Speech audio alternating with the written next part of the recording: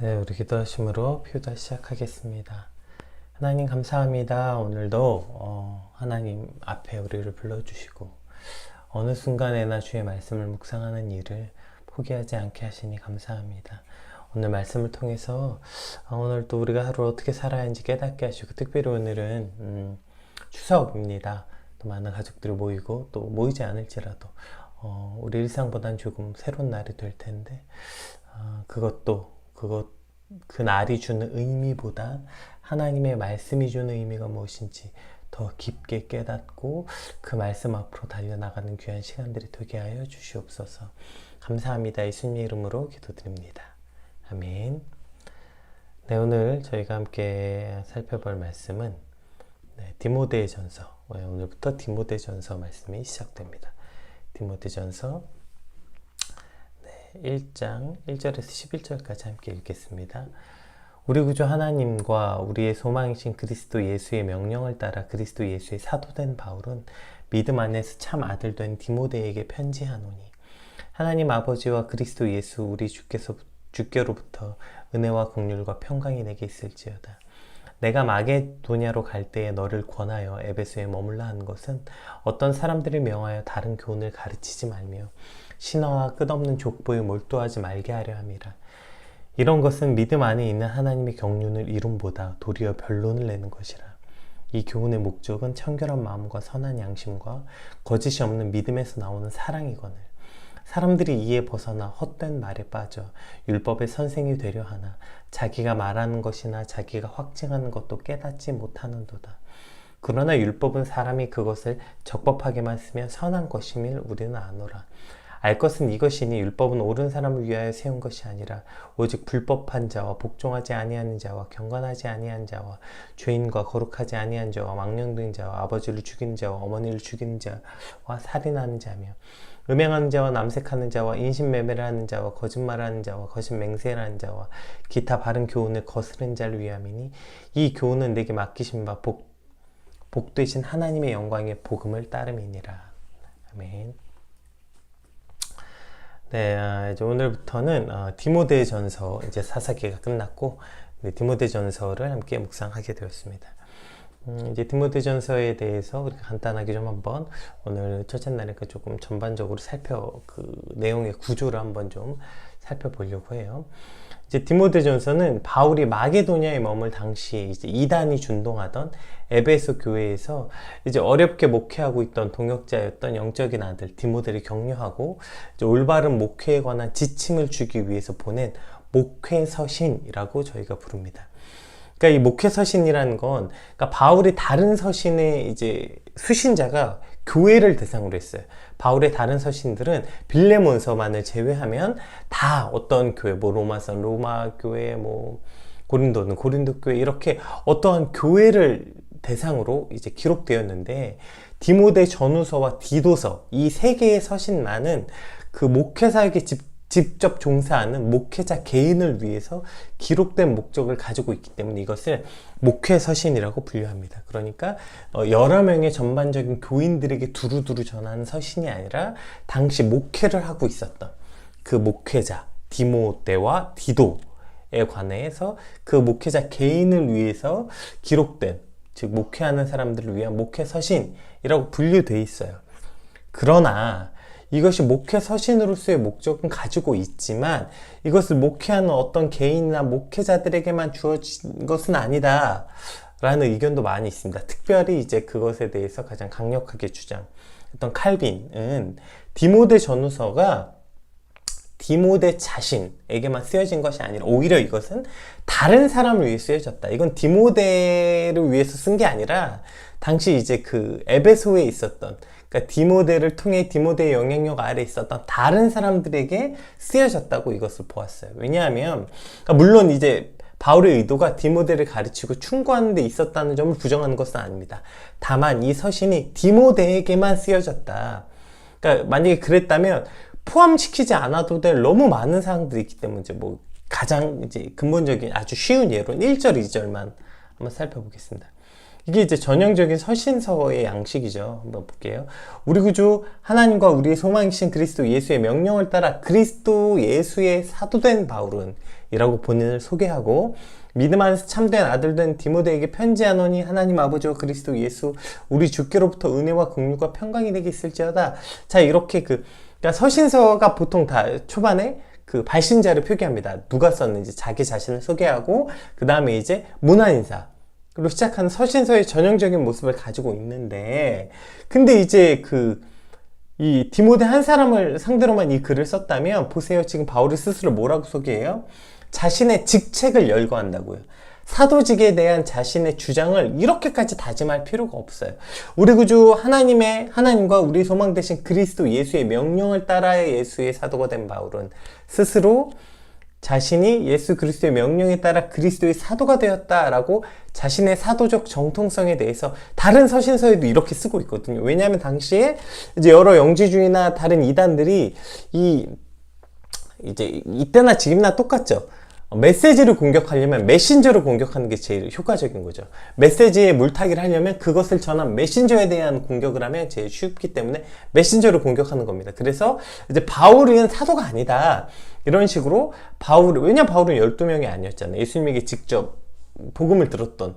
사도라는 건 예수님의 제자를 뜻하는 건데, 사도 바울은 예수님의 제자가 아니었다. 이미 예수님 십자가에 달려 죽으신 다음에 스스로 갑자기 사도라고 말하고 있는 자칭 사도다, 셀프 사도다, 이렇게 공격했던 것에 대해서 이제 바울이 늘 자신이 그리스도의 명령에 따라 예수 그리스도의 사도가 된 바울이다라고 스스로 소개하고 있는 거잖아요. 그런데 자신의 영적인 아들이었던 디모데가 누구보다 바울이 그리스도의 사도라는 점을 잘 알고 있는데, 굳이 그 디모데에게 이걸 쓰면서 이것에 대한 증거나 설득이 필요하지 않는데 이렇게 썼다는 것은, 이것은 단지 디모데에게 쓰고 있다는 게 아니다. 또 뭐라고 표현하고 있냐면, 어쨌든 믿음의 참 아들된 디모데라는 이례적 표현이 등장하는데, 이것은 이제 디모데와 바울의 관계가 얼마나 돈독하고 깊은지에 대한 고백뿐 아니라 디모데의 정통성을 부여하고 있는 거죠.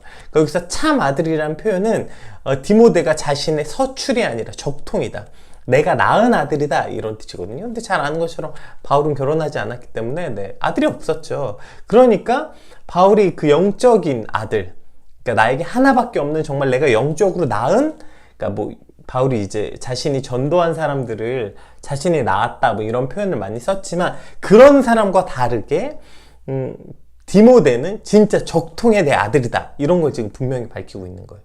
왜요? 그러니까 지금 다른 이들 역시, 이 서신서를 보는 다른 이들 역시 디모데를 그렇게 봐달라는 겁니다. 즉 디모데, 어리고 연소한 디모데가 아니라 디모데는 또 다른 나라는 거예요. 그러니까 디모데는 또 다른 바울이라는 거예요. 그러니까 이걸 보는 사람들은 디모데를 그렇게 여겨달라는 것입니다. 그러니까 당시 에베소에는 바로 잡아야 될 문제가 많이 있었고, 그 모든 문제는 바울의 제가가 필요했고, 그 바울의 이름의 권위를 필요로 하고 있었던 문제들이 많았기 때문에, 바울은 디모데에게 에베소에 디모데를 보내면서 이 많은 문제에 대해서 충고할 뿐 아니라 디모데에게 말한 내용을 가지고 다른 사람들을 충고하고 있다는 것입니다. 그러니까 이것을 디모데를 가르치는 것뿐 아니라 디모데를 가르치는 형식을 가지고 당시에 바울의 제가가 필요하고 바울의 이름의 권위가 필요한 모든 문제에 대해서 그것을 다른 사람들에게 충고하고 가르치는 목적을 가지고 디모데 전서가 쓰여졌다는 것이죠. 그러니까 디모데를 가르치는 형식을 가졌으나 이것은 디모데를 향한 서신서뿐 아니라 그 당시 에베소가 갖고 있었던 문제를 향한, 그것을 향해서 바울이 말하고 있고, 특히 디모데를 그렇게 여겨달라고 이 서신서를 보고 있는 사람들에게 말하고 있다. 따라서 이뿐 아니라 이제 여러 가지 근거가 있는데, 어쨌든 1, 2절을 통해서, 그러니까 지금 이 디모데 전서가 다만 목회 서신이라고만 분류할 수는 없다는 것이죠. 그러니까 칼빈의 이와 같은 견해가 디모데 전서를 그저 목회자를 위한 서신서 라고만 바라보는 것보다 디모데전서가 쓰여진 의도가 무엇인지 조금 더 원래 목적에 가깝다고 볼 수 있는 것 같아요. 칼빈의 견해가. 따라서 디모데를 가르치는 충고하는 형식을 가졌으나 그 문제를 안고 있는 에베소 전체를 향한 충고이기도 하죠. 자, 그렇다면 오늘 이 말씀은 역시 목회하거나 누군가를 가르치는 율법 선생, 즉 어떤 리더자들을 위해서 그들을 향한 충고이기도 하지만 그 문제를 안고 있는 그 모든 이들을 향한 충고라고 오늘 디모데전서를 우리가 기억하고 살펴보면 좋을 것 같습니다. 자, 그럼 이 에베소에 어떤 문제가 있었길래 이러한 시작을 하고 있는가 한번 볼게요. 내가 마게도냐로 갈 때 너를 권하여 에베소에 머물라 한 것은 어떤 사람을 명하여 다른 교훈을 가르치지 말며 신화와 끝없는 족보에 몰두하게 하지 말게 하려 함이라. 이런 것은 믿음 안에 있는 하나님의 경륜을 이룸보다 도리어 변론을 내는 것이라. 자, 이렇게 시작하고 있습니다. 그러니까 당시 에베소에는 여러 문제를 안고 있었는데, 그래서 이제 자신의 영적인 아들 디모데를 에베소에 머물라고 강권했다는 거예요. 그러니까 디모데가 스스로 가려고 한 게 아니라 바울이 디모데를 보냈는데, 왜냐하면 에베소가 아주 많은 문제를 갖고 있었기 때문이라는 거예요. 그러니까 에베소는 일단 조용하고 평범한 도시가 아니라 그 세계 각처의 사람들이 몰려드는 최대 무역의 도시였죠. 그러니까 그 세계 최대 무역의 도시였기 때문에 따라서 유행에 굉장히 민감한 사람들일 수밖에 없죠. 왜냐하면 당시 그 여러 그러니까 세계 많은 곳에 사람들이 모이는 곳이었기 때문에, 그러니까 이곳에 당시 최대 유행하는 사상들, 그 당시 주류 문화들이 이제 가장 먼저 접하게 되고 민감하게 반응했던 도시 때문에 헬라의 이원론적 사상과 유대주의가 혼합된 초기 영지주의가 이곳에 가장 먼저 판을 치기 시작했고 아주 많은 문제를 일으키기 시작했어요. 또 이곳은 세계 7대 불가 사이에 속한다는 그 아데미의 거대한 신전이 있는 곳이었기 때문에 각각의 우상들과 마술이 판을 치는, 그러니까 또 우상의 도시이기도 했던 것이죠. 여기서 신화와 끝없는 족보에 몰두한다. 이 역시 이 당시 이제 판을 치던 어떤 사상들을 말하는데, 여기서 이제 신화와 끝없는 족보가 뭐냐면, 그러니까 유대인들에게는 만물의 영이 있다는 영지주의 사상이 있었는데, 이 영지주의자들과 유대 학자들이 자신의 가문을 소중하게 생각하는 유대의 문화권 속에서 하나님과 인간 사이에 끝없는 족보가 있다고 생각했어요. 그래서 구약의 인물들에 대해서 가상의 족보를 만든 거예요. 그러니까 창세기의 말씀을 확대 해석해서, 즉 아브라함과 모세와 대제사장들을 중심으로 그 족보의 전기를 만들어서 자기는 결국에 이렇게 해가지고 가상의 족보를 만들어서 나는 그의 후예다, 나는 아브라함의 후예다, 이렇게. 그러니까 이것이 그냥 상상적으로 우리가 거기서 같은 시에서 우리가 무슨 단군 이런 것처럼 아니라 실제 나는 그 족보를 만든 거예요. 그래서 나는 그 족보의 후예다, 나는 그런 정통성을 가지고 있다, 이렇게 이제 했죠. 그래서 이러한 특색이 당시 유대교의 묵시문학에서 많이 발견되었는데요. 마치 헬라 문화가 자신들의 문화의 우월성을 강조하기 위해서 신화를 만들었잖아요. 야, 우리가 하고 있는 건 그냥 단순히 인간의 얘기가 아니라 그리스 신화, 신들의 영역, 우리는 다 신들의 자식들이야. 그래서 신들이 우리 삶에 이렇게 돼 있어. 그래서 자신의 기원을, 자신들의 문화의 우월성을 만들기 위해서 기원을 신화로 만들었고, 그것이 유행이었잖아요. 그랬던 것처럼 유대인들 역시 자신들의 우월성과 정통성을 위해서 족보를 왜곡해서 저렇게 허구적인 것들을 만들어낸 거예요. 그래서 자신이 대단한 가문에서 시작됐다, 이런 걸 만들기 위해서 당시 이제 신화와 끝없는 족보, 이런 것을 만들어냈던 것이죠. 그리고 그런 것이 결국에 믿음 안에서 하나님의 경륜을 위한 게 아니라 도리어 변론을 위해서 이런 것들을 했다. 이제 뒤에 더 자세하게 나와요. 5절부터 7절. 그래서 이런 걸 만들어서 어떤 일이 일어났냐. 이 교훈의 목적은 청결한 마음과 선한 양심과 거짓이 없는 믿음에서 나오는 사랑이거늘. 하나님의 율법은, 하나님의 말씀은 이런 것인데, 사람들이 이에서 벗어나 헛된 말에 빠져 율법의 선생이 되려 하나 자기가 말하는 것이나 자기가 확증하는 것도 깨닫지 못하는도다. 이렇게 시작된 거죠. 제가 그래서 오늘 본 제목을 헛된, 그래서 제가 헛된 말에 빠져 사는 사람들이라고 이제 말한 이유도 여기 있습니다. 네. 그래서 헛된 말에 빠져 사는 사람들이라고 말한 거죠. 그러니까 이 헛된 말에 빠져 산다는 거, 이제 이와 같은 문제가 있는 거예요. 그러니까 자신이 율법 선생이라도 되는 것처럼 뭔가 대단한 것을 깨달았고 아는 것처럼 말하지만 결국 자기가 하는 말이 무슨 말인지 자기도 모르는 거예요. 지금 이것을 헛된 말에 빠져 산다, 헛된 말에 빠져 있다고 표현하고 있는 거죠. 즉 우리가 헛된 말에 빠져 산다는 것은 지금 뭔가 대단한 것을 깨달은 것 같지만 자기가 무슨 말을 하고 있는지도 모르고 있는 것, 이것이 바로 헛된 말, 헛소리인 거죠. 지금 우리가 보았을 때 저러한 영지주의와 유대주의가 되게 이상한 논리처럼 보이잖아요. 아니 저게 무슨 말도 안 되는 소리야? 하지만 당시 헬라 문화권 속에서는 가장 주류가 되는 이론들이었고 이것이 굉장히 고차원적인 이론들이었어요. 그러니까 일반인들은 생각하지 않고 있었던 무리고 당시 유행했던 그러니까 새로운 논리였던 거죠. 와, 그리고 그것을 접한 사람들은 와, 대단하네. 야, 우리가 그런 대단한 사람들이었어? 맞아, 우린 그런 사람들이었어. 어떤 이러한 그 굉장한 걸 깨달은 것 같은 카타르시스가 있었고 그것이 주류 문화처럼 이제 급속도로 퍼지는 상황이었던 것이죠. 당시 최신 유행주의였던 것입니다. 근데 여기에 문제가 있는 거예요. 그게 뭔가 대단해 보이고 듣다 보면 와, 그럴싸하게 들렸고 뭔가 깨달았다, 그리고 반짝거리 것처럼 느껴지지만 그러나 그것은 그저 뭐만 있게 되는 겁니까? 그저 변론을 내는 것 뿐이고 허황된 말에 빠져서 자기가 말한 것이 무슨 말인지도 모른다. 지금 이렇게 사도 바울은 이것에 대해서 찝어서 비판하고 있는 것입니다. 우리가 책 한 권 읽은 사람이 세상에서 제일 무섭다 이런 말 하는 거잖아요. 이게 뭐예요? 한 가지를 깨달은 사람이, 그러니까 한 가지만을 깨달은 사람이 얼마나 무서운지 몰라요. 그러니까 그 사람에겐 그게 전부이기 때문이죠. 야, 내가 몰랐던 세상인데 뭔가 한 가지 깨달았어. 그것을 딱 깨닫는 순간 그 한 가지를 깨달았던 것에 대한 굉장한 어떤 뿌듯함, 자부심, 그리고 그 카타르시스가 자기를 그냥 다 휩싸이면 그 다음부터 어떻게 돼요? 이것을 깨닫지 못한 것 같은 사람들은 굉장히 우습게 여기고 그 사람들을 어리석게 여기서 가르치려고 들어요, 가서. 그러니까 이게 이제 제일 큰 무서움이에요. 내가 한 가지 깨닫자마자 그것이 굉장한 것처럼 느껴지니까 그것을 깨닫지 못한 사람들은 우습게 보여요. 그리고 빨리 가서 그 사람들이 가르치고 싶어요. 그래서 율법 선생이 되는 거 아닙니까, 오늘 다 같이. 근데 문제는 뭐예요? 많은 사람들이 그 한 가지뿐 아니라 여러 가지를 이미 다 깨달았고 그래서 그 한 가지가 무용하다 혹은 그 한 가지가 잘못됐다는 것을 아는 사람들도 많다는 거예요. 그런데 일단 자기가 한 가지를 깨달으면 안 들려요, 안 보여요. 내가 깨달은 게 최고 같거든. 그거 한 가지밖에 없어요.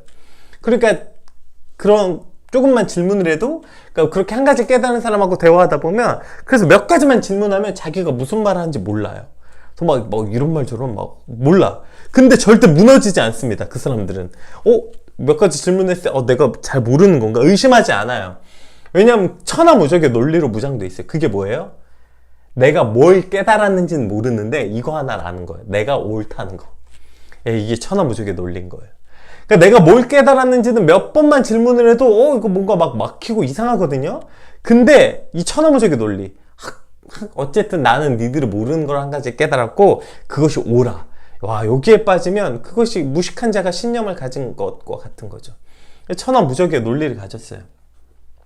그리고 오늘 성경은 그것이 유대주의, 즉 신앙 안에 있는 자들의 모습이라는 거예요. 이것이 그냥 어떤 꽉 막힌 어떤 바깥의 사람을 말하는 게 아니라 유대주의를 지금 얘기하고 있는 겁니다. 즉 하나님을 알고 예수님을 안다고 말하는 이들 사이에서 일어난 문제라는 거예요.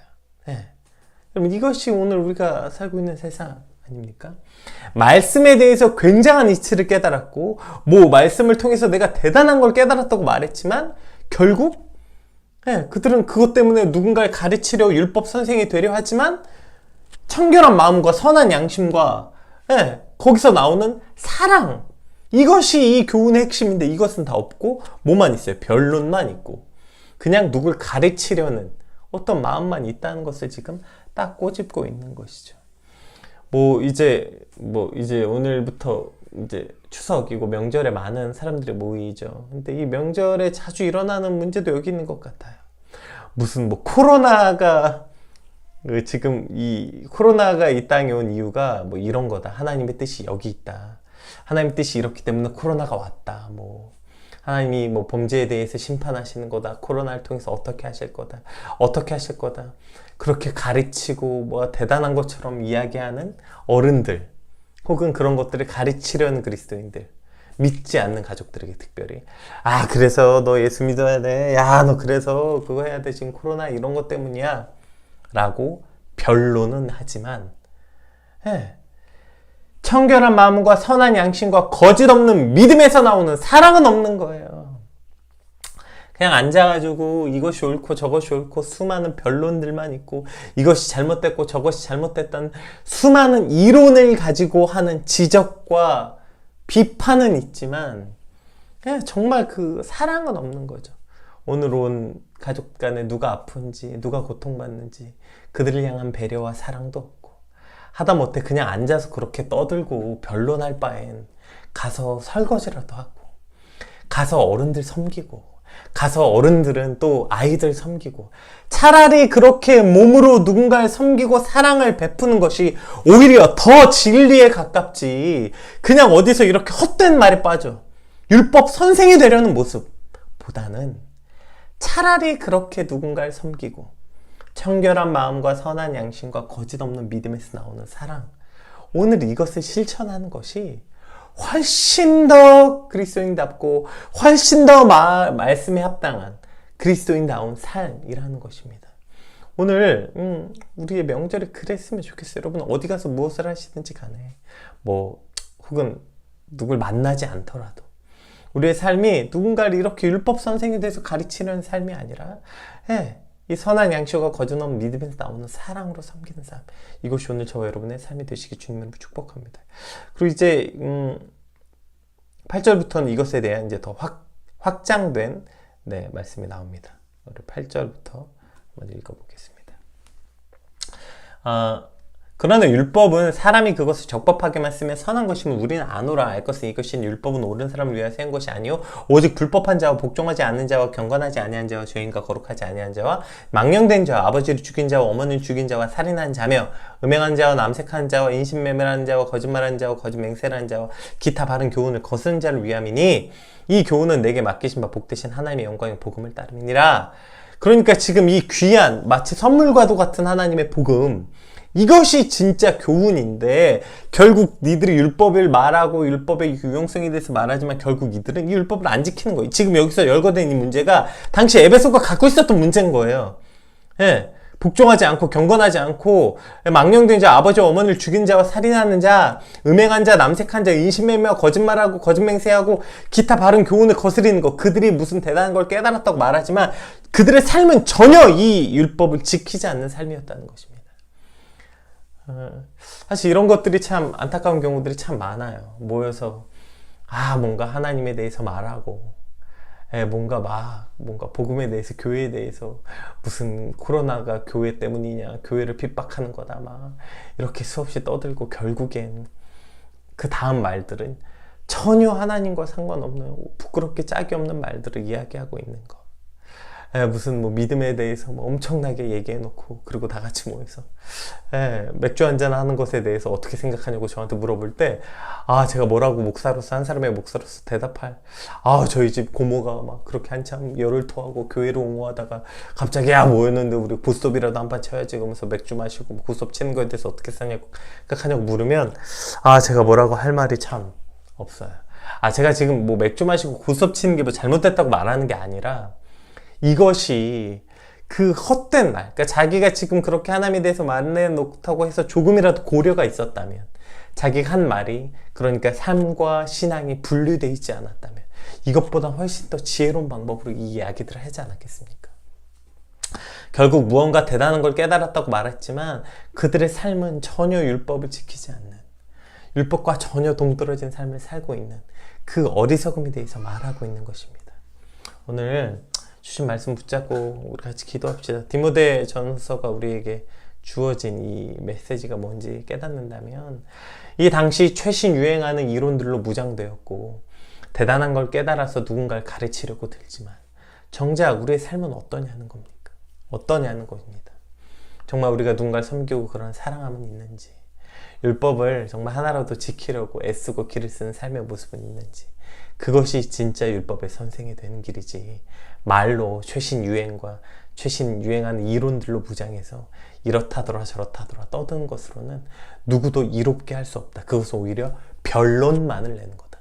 싸움과 다툼만을 내는 거라는 사실을 우리가 반드시 기억하고, 특별히 오늘 명절을 맞이하는 우리의 삶이 여러분을 통해서 그 가정에 변론이 일어나는 것이 아니라 사랑이 넘치고, 아, 예수 믿는 사람 그래도 뭐가 좀 다르다, 아, 정말 예수 믿는 가정은 좀 뭐가 다르구나, 이런 것들을 우리의 몸으로, 삶으로 증명하는 오늘 하루가 되길 주님의 이름으로 축복합니다. 우리 받은 말씀 놓고 함께 같이 기도하겠습니다.